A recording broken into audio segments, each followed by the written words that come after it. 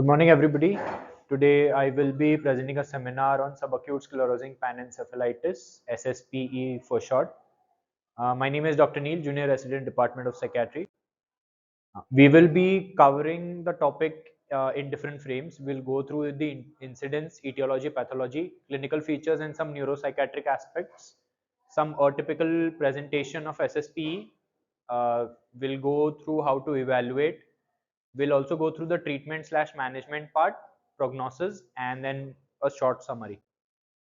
Introduction. SSP is a devastating complication of the measles virus. Although it is a rare complication and even the measles virus is preventable by vaccination, we have seen a re-emergence of measles virus in many of the developing countries in the last few years, because of which SSPE incidences have also increased. There are high mortality rates associated with SSPE, and currently there is no known cure present, because of which it becomes a topic of interest. And we can consider that majority of the SSPE patients are going to have fatality. Very few incidences wherein they were able to stop the progress of the disease, but there is no cure present at this point. Incidence cases were first discovered by Dawson in 1933 and von Bogart in 1945 and Brain et al. In 1943 and 1948. Initially, all of them named it differently, but as time progressed, we realized that all of the different variants that they have found out are the same disease. This is a rare disease in the developed world with just 10 cases reported annually in the USA. It remains rare in developing countries, but higher incidences are reported. Example, 21 cases in a million in India. So almost more than twice compared to USA. Majority of cases have a history of measles infection. The thing is that we cannot assume that just because a patient has SSPE that he had a measles infection, and that not all patients of measles will go on to have SSPE, but there is a very strong correlation. That's why SSPE is mostly studied as a thing that occurs after measles infection. Etiology: subacute sclerosing panencephalitis is caused by the measles virus in majority of the cases, which is a single-stranded RNA virus of the Paramyxoviridae family. As one of the most contagious disease, measles can be transmitted to 12 to 18% from one infected individuals. Transmission occurs again aerosols person to person. Many complications occur both acutely and chronically, some of which are neurological complications like SSPE. Children less than 5 and adults over the age of 20 are at higher risk of death. So, a bimodal distribution of deaths is seen in SSP, majorly present before 5 years and after 20 years.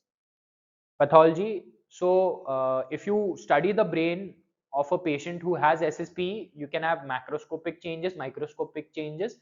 Macroscopically, very less changes are observed. Majority of the time, that is found as to be normal. We might have a firm or shrunken brain with focal areas of abscess, focal areas of involvement. In microscopically, subacute inflammation, usually in both the gray and white matter. There is perivascular infiltration with lymphocytes and plasma cells, and proliferation of astrocytes and microglia. On MRI also, you'll see hyper intense foci present on the T2 MRI. So mostly present in the parietal and temporal areas. In the gray matter, neurodegeneration is apparent, often with characteristics intranuclear inclusion bodies, and in the white matter, areas of demyelination are seen with fibrous gliosis. Here we can see Cowdery B and Cowdery A inclusion bodies.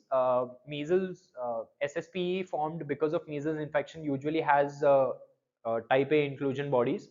So the one on the right, the typical type A intranuclear inclusions are strongly acidophilic homogeneous bodies with a sharp outline separated from the nuclear membrane by a clear halo. In severely degenerated cells, the inclusions may fill the nucleus so that the surrounding cytoplasm is reduced to a vestige. Means that the surrounding cytoplasm will reduce so much that it will look like a giant nucleus. Sometimes they are found in the cytoplasm itself or in glial cells as well as neurons. Such changes may be focal in distribution. As I said that there might be hyperintense foci present in the temporal and parietal lobe. So on MRI you can see this focal distribution. Very high antibody titers of the virus are found in the serum and CSF, and specific immunofluorescence with measles antibody has been demonstrated in the brain biopsy material. Clinical features: the prodromal manifestation may occasionally occur alone for a period of several months, but neurological abnormalities generally develop early. Characteristically, the patient develops marked involuntary movements, including myoclonic jerks of the face, fingers, and limbs, athetosis, or rapid torsion spasm of the trunk that lead to sudden stumbles and falls. Myoclonia may be regular, periodic, occurring at fixed interval of 5 to 10 seconds for hours or days at a time. Uh, a lot of people, when describing SSPE, also describe it that there are tonic movements, seizure-like activities seen. Examples present with insidious deterioration of intellect, such that the child begins to fail at school, becomes forgetful and inattentive and slowed. In a lot of case reports of SSPE, the way they have reported it is that a child initially has difficulties in concentration. uh, his intellectual level seems to drop at a very sudden pace, and because of which initially the child is taken to the pediatrician. There may or may not be a history of measles vaccination. In majority of the cases there is no history of measles vaccination, and in majority of cases there is also a history of measles infection in the childhood, and within a week then the other neurological complications also come. Other early symptoms are nocturnal delirium with hallucinations, marked lethargy, and difficult uncontrolled behavior. The limbs develop bilateral extrapyramidal rigidity or progressive spasticity. Epileptic fits are common, and aphasia, apraxia, or akinetic mutism may appear. Or typical presentations sometimes raise the possibility of organic psychiatric illness in the early stages. EEG often shows highly characteristic features. Though many variants occur, typically there are high voltage slow wave complexes. The amplitude of these waves is also very high, synchronous in all leads and occurring at fixed intervals of 5 to 10 seconds along with the myoclonic jerks. The CSF may show a slight increase in cells, but the total protein is often normal. A feature of diagnostic importance is that majority of the cases show a raised IgG in the CSF. So, post sequel of the measles virus. The complement fixation titers for measles are high in serum and CSF. CT or MRI may show white matter abnormalities and later atrophy of the cerebrum, cerebellum, and brainstem. Atrophy is only seen in very severe and later cases, and by that time we usually do not do any radiological investigation because we have already diagnosed the case as SSPE. So there are not a lot of examples of MRI present with marked cerebral atrophy. Neuropsychiatric aspect of SSP: neuropsychological testing done on the child when on the first few visits demonstrate reduced overall intelligence and problems with reading, writing, and visuospatial processing. Along with that, there might be hallucinations, apraxia, agnosia, and balance syndrome, which is optical ataxia, stimulognosia, and sticky fixation. There might be repeated myoclonic jerks, which are common, at times accompanied by movement disorders and cerebral ataxia, as we have seen earlier also. That can also be considered as a neuropsychiatric aspect of SSP. In advanced stages, dementia, mutism, cortical blindness, optical atrophy, stupor, coma, and death may occur.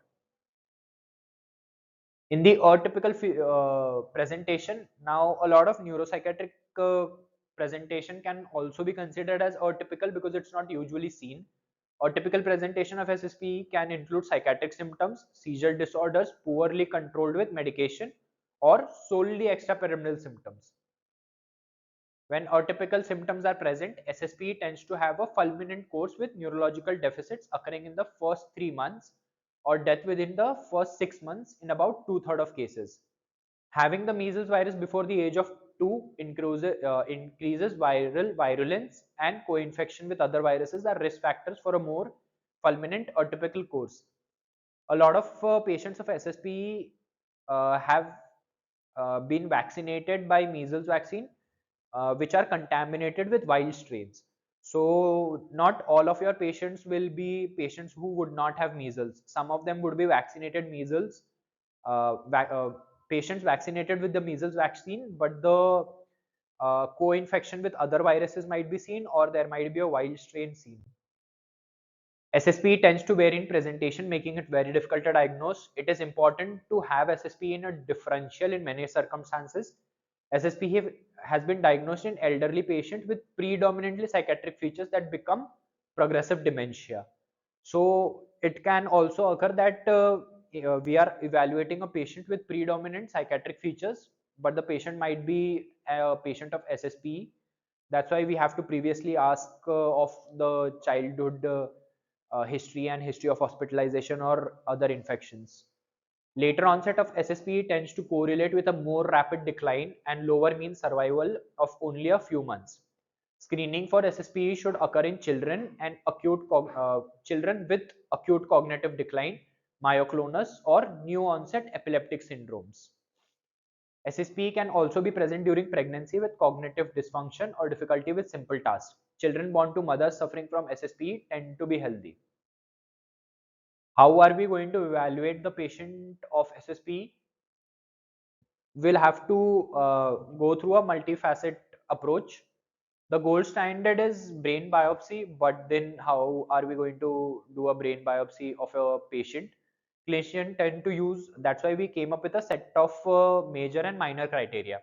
Initially, Dicon criteria were developed, but currently we use a criteria which is mixed of a lot of other things.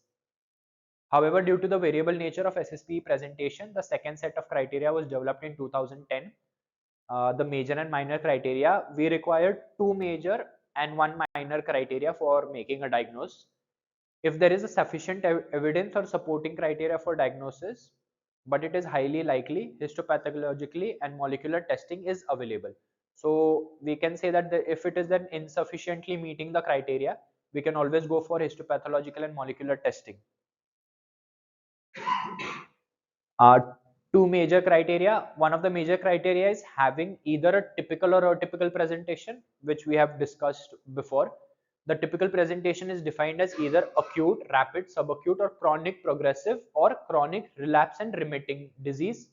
And the atypical presentation includes seizures, prolonged stage 1, or unusual age at presentation, as we had seen older purely psychiatric patients.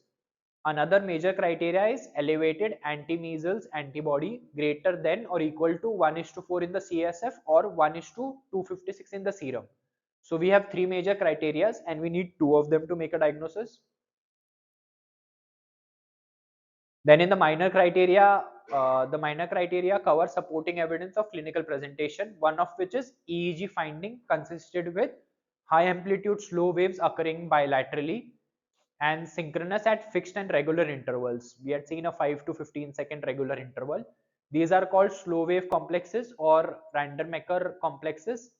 Another minor criteria is an elevated level of globulin in the CSF that makes up more than 20% of the total protein found in the CSF. Brain biopsy findings consistent with SSPE. Lastly, a molecular test used to identify the genome mutation in the wild strain of the measles virus is a minor criteria. The sensitivity and specificity of the newer criteria have yet to be assessed in either the general public or pregnant females. Other investigations which are supportive for the diagnosis of SSP, we can go for a CSF finding. So we can go for CSF findings or we can do an MRI. CSF, we will see pleocytosis and increased immunoglobulins as described in the criteria and normal glucose to protein levels. If we do an ELISA, we'll see the measles virus in the CSF. The EEG findings, after that we can also do the EEG. Findings described in the criteria for diagnosis are seen in about 65 to 83% patients of SSPE. However, some will have atypical findings such as lack of rhythmicity, varying interval between slow wave complexes or occipital spikes before complexes. We can also do an MRI, though MRI is not pathognomic, but it is helpful in creating an entire case of SSP. On MRI MRI will show a decreased gray matter volume, hyperintensities, and atrophy with marked ventriculomegaly.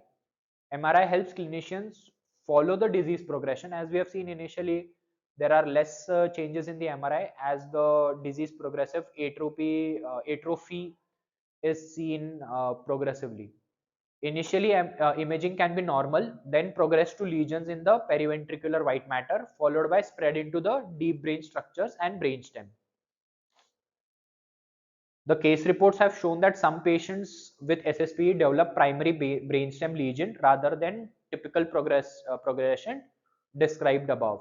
A lot of case reports have been done on SSPE, and if we see the video of the MRI, we can very easily identify the lesions in the periventricular white matter or other ventricular or hyperintense structures, hyperintensity is present on the MRI.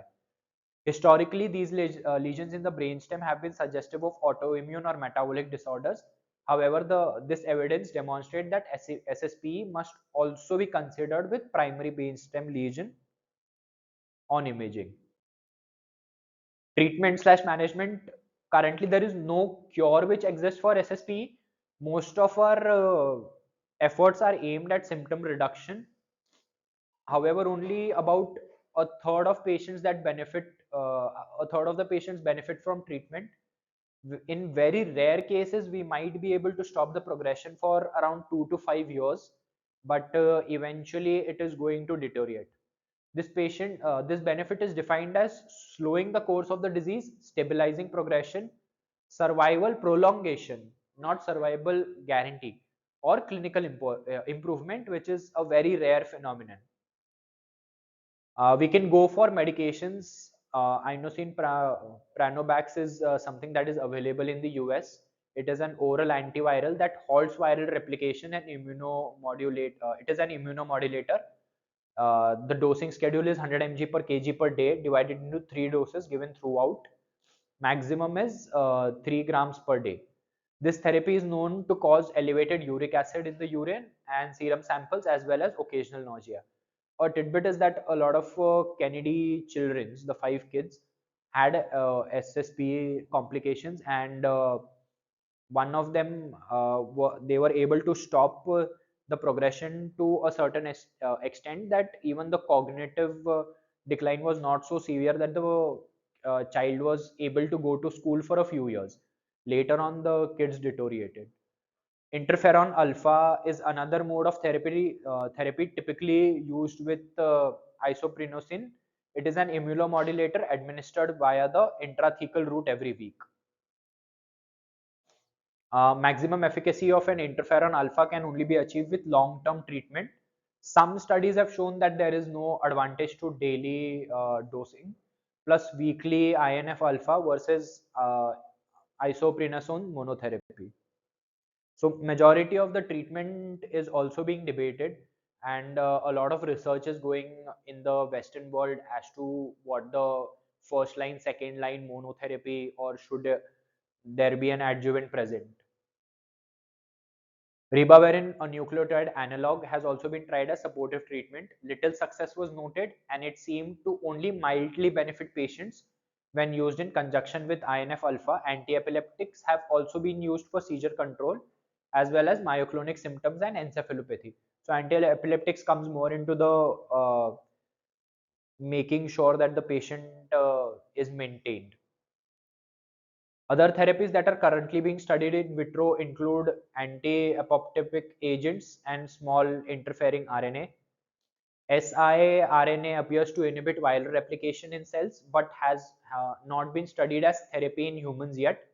Other studies have been recommended the development of therapies that could block membrane fusion, which could potentially stop the progression of CNS infections by the measles virus. So we are basically trying to stop the progression of measles into the CNS. Even the fact of how the measles virus is able to uh, go into the CNS and infect, even that thing is being debated. A lot of people think that initially after the viral replication it just slowly dissipates, but there is no exact clarity on how that happens. Vaccination for measles at this moment, preventing SSPE from developing is the best treatment option. Vaccination for the measles virus is a very safe and effective way to prevent initial infection. Vaccination is separated by two doses. 12 to 15 months is your first dose, and the second is 3 to 5 years. It should be given to anyone who is immunosuppressed because it is a life attenuate. It cannot be given to anyone who is immunosuppressed because it is a life attenuated vaccine. WHO recommends administering the vaccine to HIV positive patients in the absence of severe immunosuppression. 95% must demonstrate 95% demonstrate immunity with anti-measles antibodies to completely eradicate the measles virus from a population.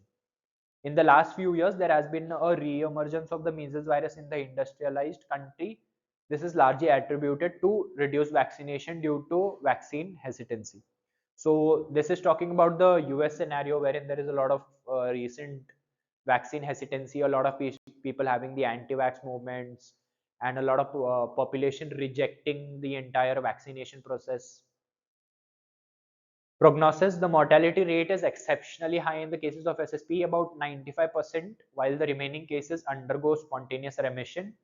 The average lifespan after the initial presentation is about 3.8 years with a range of 45 days to 12 years. Summary, SSP is a progressive neurological complication of the measles virus with no cure to date. This complication has a very high mortality rate despite available therapies. SSP typically affects children and adolescents several years after the initial infection with measles. Thank you, and these are my references.